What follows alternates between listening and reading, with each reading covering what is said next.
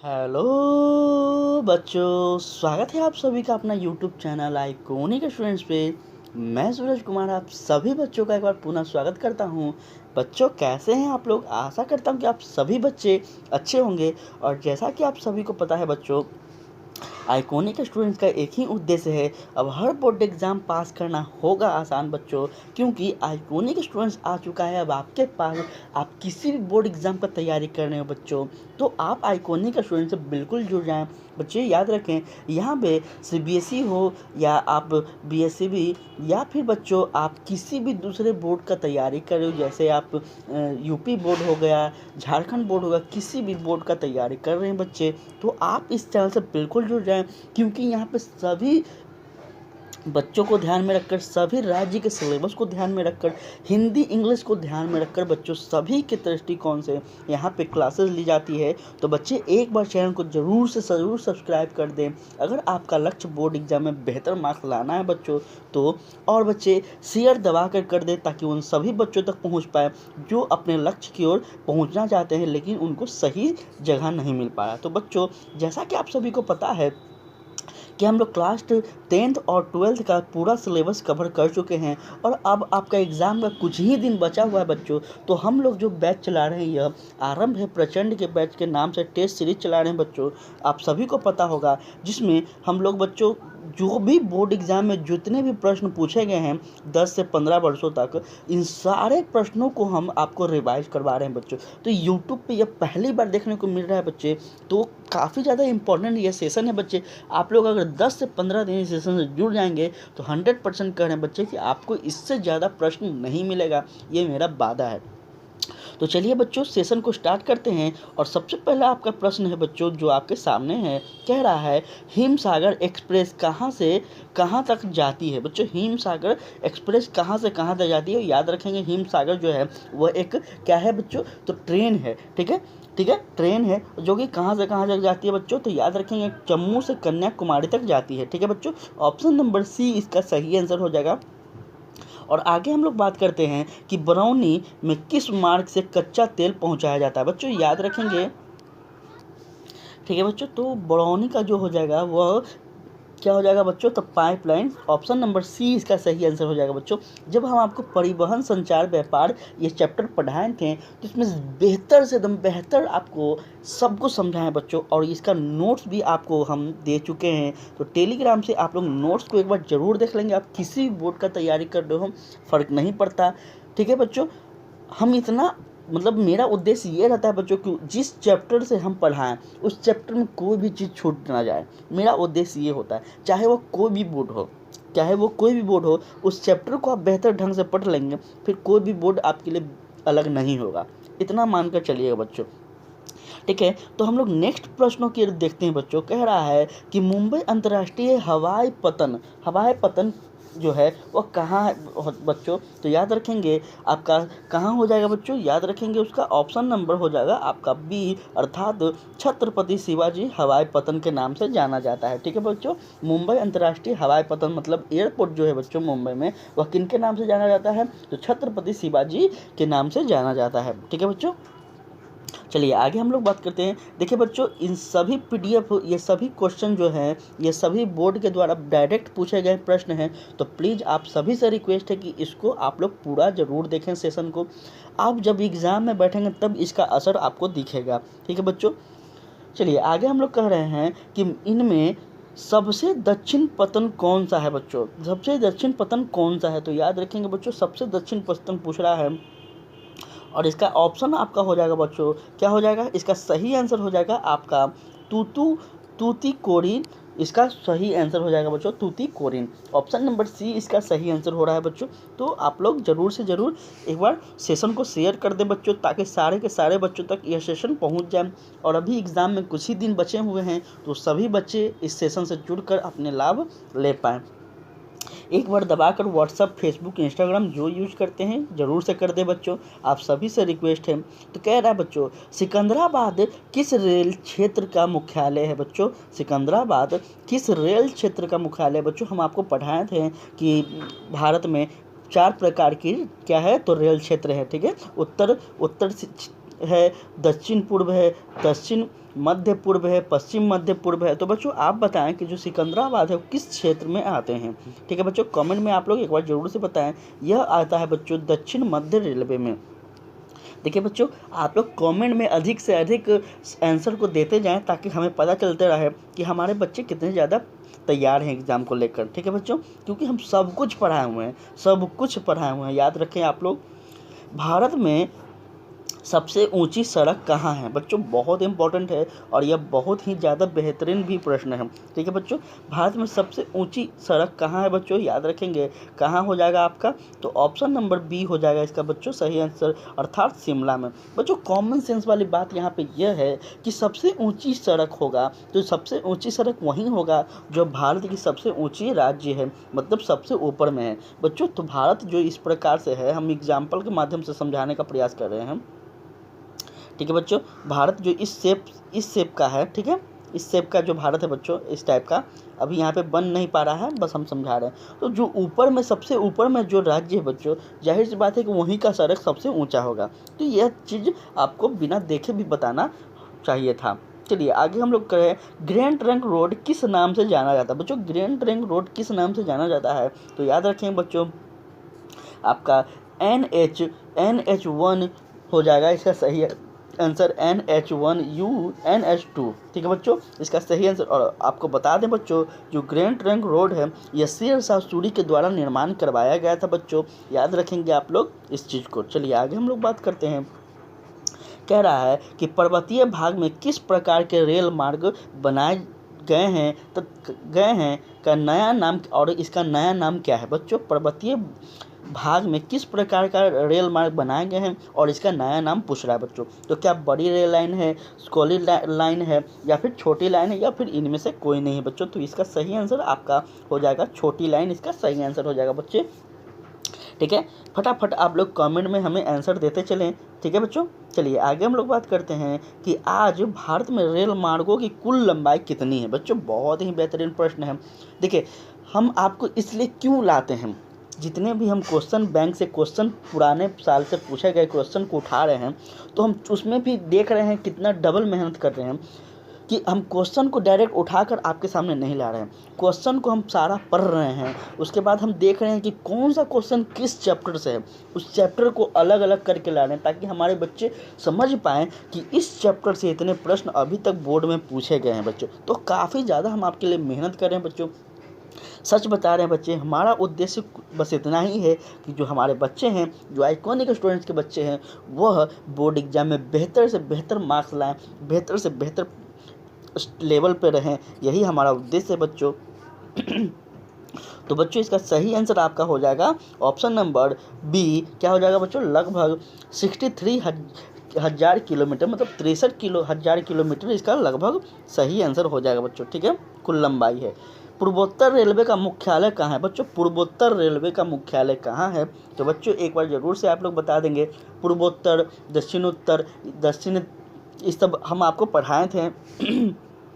ठीक है बच्चों, तो इसका सही आंसर हो जाएगा बच्चों आपका, क्या हो जाएगा, तो आपका हो जाएगा गोरखपुर। ठीक है बच्चों, जो कि उत्तर प्रदेश में है। ठीक है, गोरखपुर है जो बच्चों, वह पूर्वोत्तर रेलवे का मुख्यालय वहाँ पे है। ठीक है बच्चे, चलिए आगे हम लोग कर रहे हैं कि पक्की सड़कों की लंबाई की दृष्टि से प्रथम स्थान कौन सा राज्य का है बच्चों। ये काफ़ी ज़्यादा इम्पोर्टेंट प्रश्न है। ठीक है बच्चे, तो जो आपका इसका आंसर हो जाएगा बच्चों, इसका आंसर आप बी नंबर हो जाएगा बच्चों। ठीक है, महाराष्ट्र जो है बच्चों, यह क्या है बच्चों, तो पक्की सड़कों की लंबाई के दृष्टिकोण से सबसे पहला स्थान रखता है महाराष्ट्र राज्य। ठीक है बच्चे, चलिए आगे हम लोग फटाफट करते हैं। तो कह रहा है नागपुर सड़क योजना के अंतर्गत को कितने भागों में बांटा गया है। जो नागपुर सड़क योजना है बच्चों, वह कितने भागों में बांटा गया है, तो 6 भागों में बांटा गया है बच्चे, याद रखेंगे इस चीज़ को।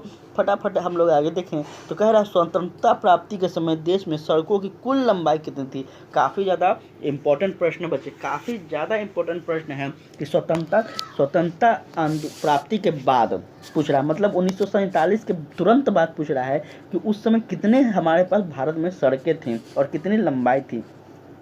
तो बच्चों इसका आंसर हो जाएगा आपका ऑप्शन नंबर बी, कह रहा है 1.46 लाख किलोमीटर इसका क्या था बच्चों, इसकी कुल लंबाई थी, भारत की पूछ रहा है। ठीक है, और ये काफ़ी ज़्यादा इंपॉर्टेंट प्रश्न है बच्चों। अब आम बोलचाल में भी इस चीज़ का प्रयोग कर सकते हैं, तो लगेगा सामने वाला को कि व्यक्ति पढ़ा हुआ व्यक्ति है, समझदार बंदा है। ठीक है बच्चों, चलिए आगे हम लोग बात करते हैं। तो आगे कह रहा है आपको कि निम्नलिखित में से कौन सड़कों का एक वर्ग नहीं है बच्चों, कौन सड़कों का एक वर्ग नहीं है? क्या पूरब पश्चिम गलियारा, एक्सप्रेसवे, स्वर्णीय त्रिभुज, राजमार्ग या फिर सीमांत सड़कें? तो बच्चों इसका सही आंसर क्या हो जाएगा? आपका ऑप्शन नंबर डी हो जाएगा, आपके सामने है।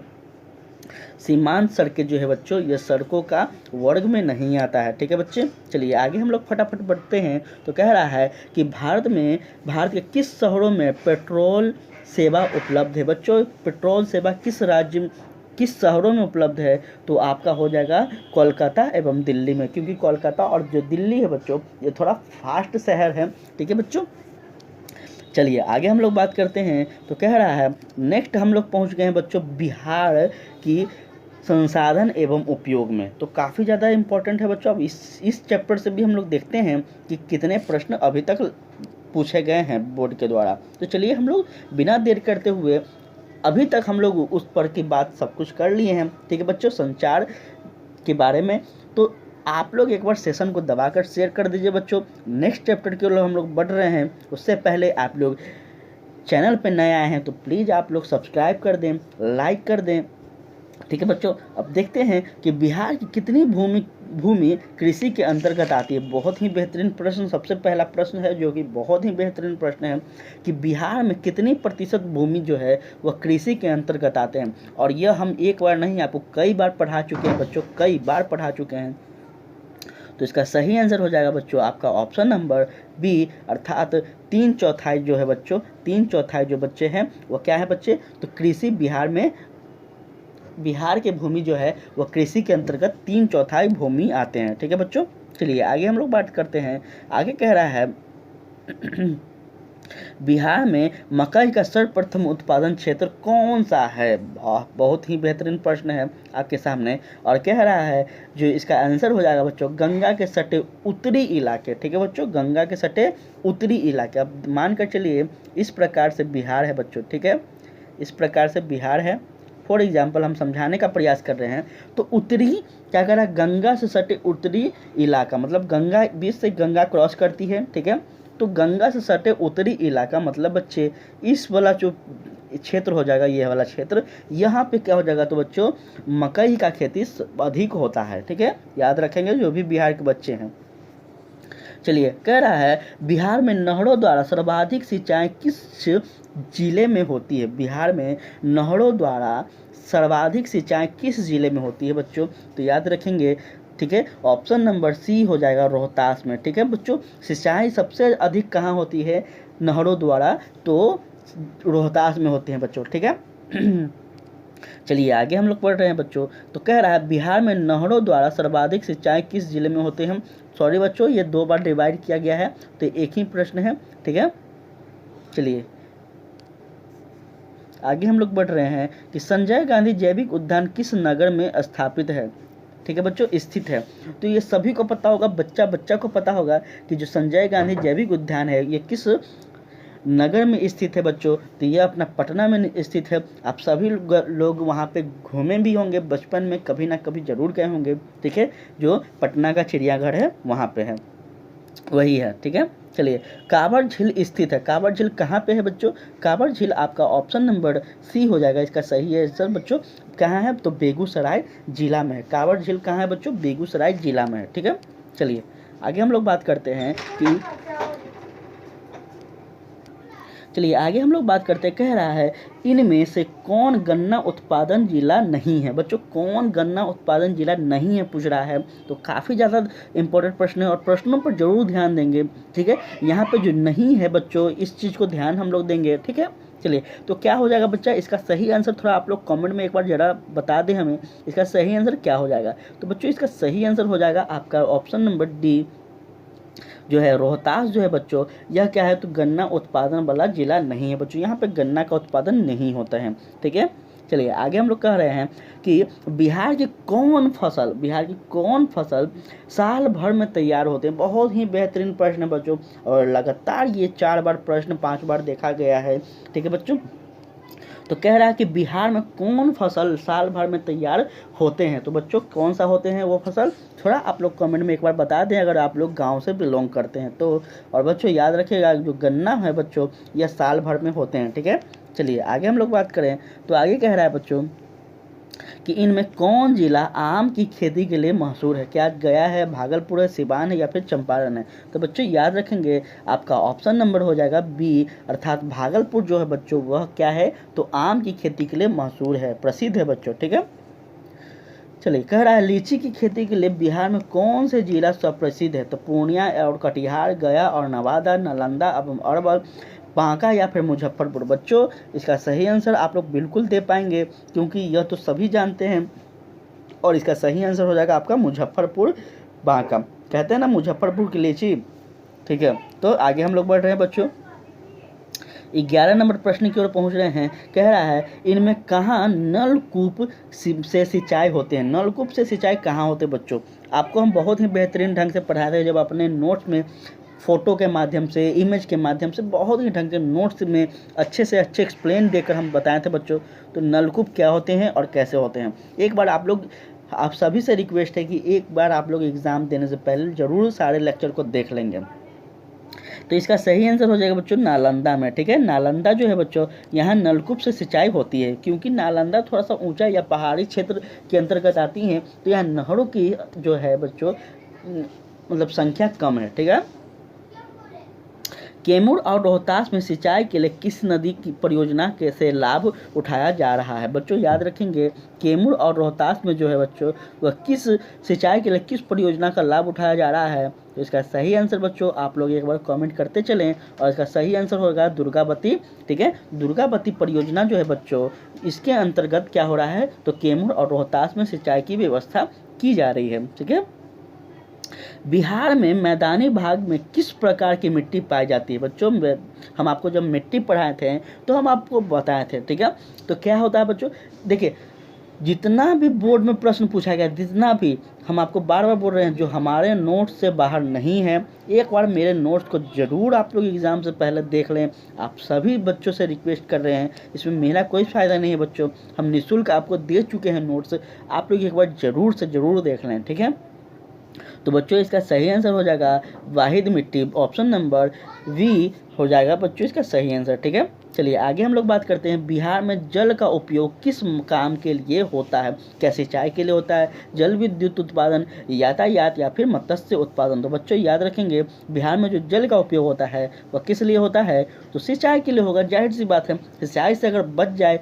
तो शायद मत्स्य उत्पादन के लिए भी हो सकते हैं। ठीक है, लेकिन पहले सिंचाई के लिए होंगे।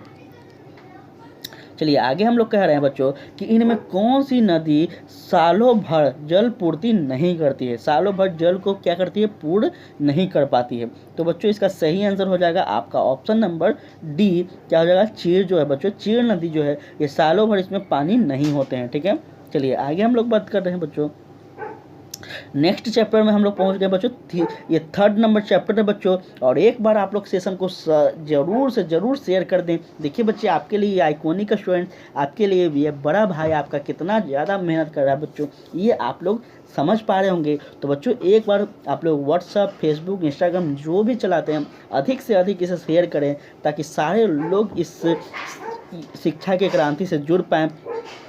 ठीक है बच्चों, चलिए बच्चों अब हम लोग बात करते हैं। ठीक है, तो महात्मा गांधी ने किस पत्र का संपादन किया था। आपके सामने देखने को मिल रहा है बच्चों कि महात्मा गांधी ने किस पत्र का संपादन किया था।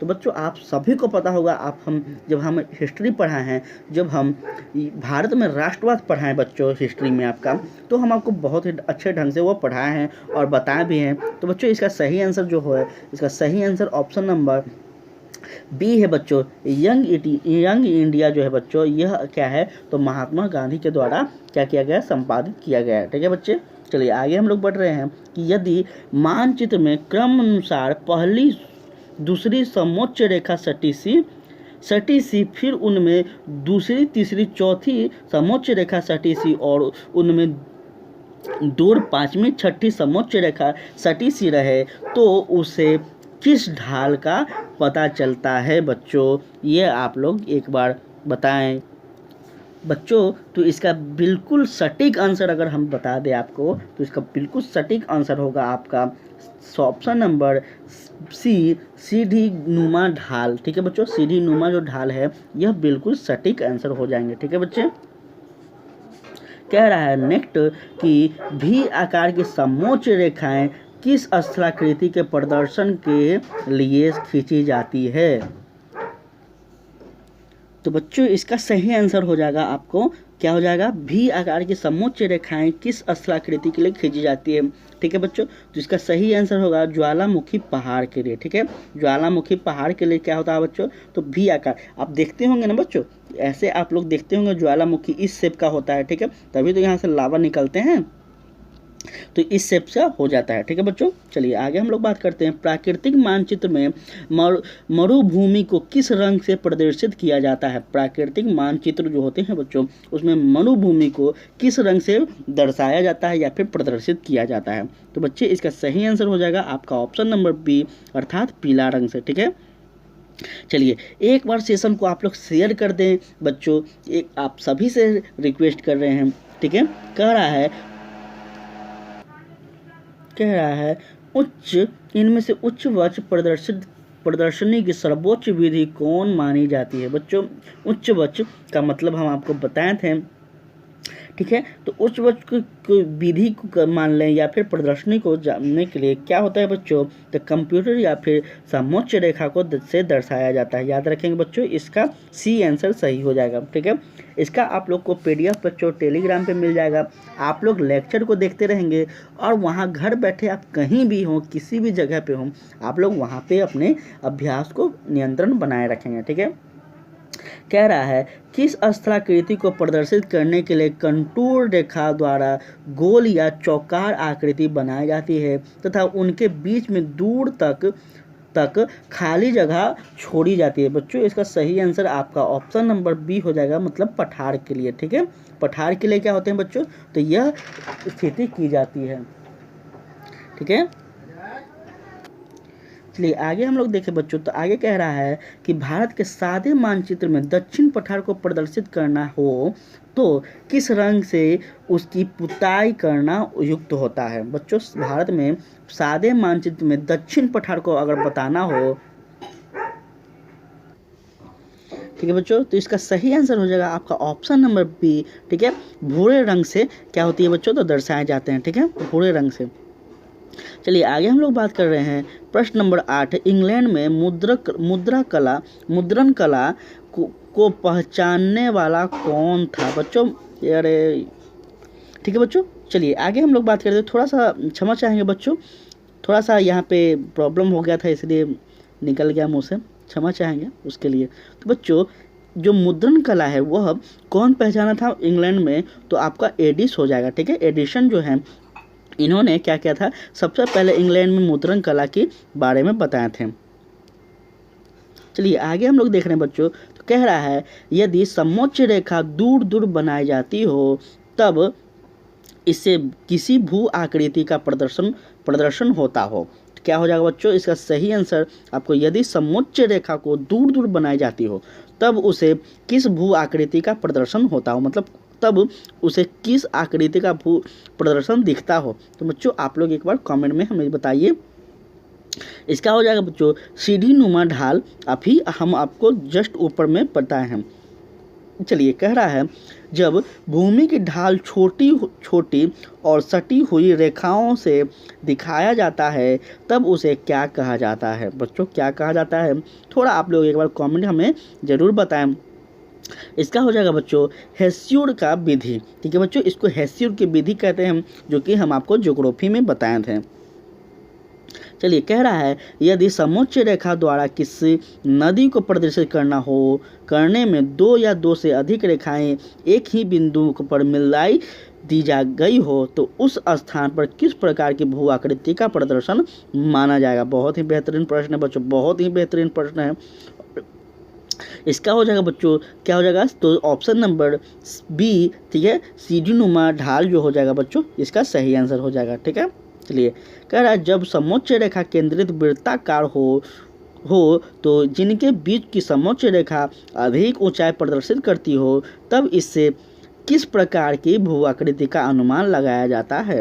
तो बच्चों इसका सही आंसर क्या हो जाएगा, इसका सही आंसर हो जाएगा बच्चों आपके सामने पठार है, पहाड़ है, मैदान है, झील है। तो बच्चों इसका सही आंसर, बिल्कुल सही आंसर आपका पहाड़ हो जाएगा। ठीक है बच्चों, पहाड़ हो जाएगा। चलिए आगे हम लोग बात करें, छोटी मापनी के मानचित्र में उच्चावच प्रदर्शन के लिए किस विधि का सहारा लेना उपयुक्त होता है। बच्चों इसका सही आंसर आपका हो जाएगा ऑप्शन नंबर डी, अर्थात पर्वतीय छायाकरण इसका सही आंसर हो जाएगा। ठीक है बच्चों, सेशन कैसा लग रहा है आप लोग ज़रूर से हमें कमेंट बताएंगे। आपका कमेंट का 100% मुझे बहुत ही बेसब्री से इंतज़ार रहता है बच्चों। तो एक बार हमें ज़रूर कमेंट कर आप लोग सेशन के बारे में बताएंगे, अगर कोई समस्या हो तो बताएंगे। और इसके साथ कौन विधि उच्चावच प्रदर्शन की विधि नहीं है बच्चों, क्या कौन सी विधि नहीं है, तो आपको विधि याद रखना होगा बच्चों। हम आपको बताए हैं अपने नोट्स में, जो बच्चों अंक विधि है जो बच्चों, यह क्या है, उच्चावच की विधि नहीं है। ठीक है, चलिए हम लोग 15 नंबर प्रश्न, अंतिम प्रश्न की ओर पहुंच गए हैं। तल चिन्ह के संदर्भ में किस स्थान की मापी गई ऊंचाई को क्या हुआ। ठीक है, मापी गई ऊंचाई को क्या हुआ। थोड़ा सा यह प्रश्न आपको अटपटा लग रहा होगा, लेकिन इसी टाइप का दिया गया था बच्चों, तो हम इसी टाइप का आपको यहाँ पर टाइप किए हैं बच्चों। इसका सही आंसर हो जाएगा स्थानीय ऊंचाई। और इसी के साथ बच्चों आपका यह सेशन होता है आज का समाप्त।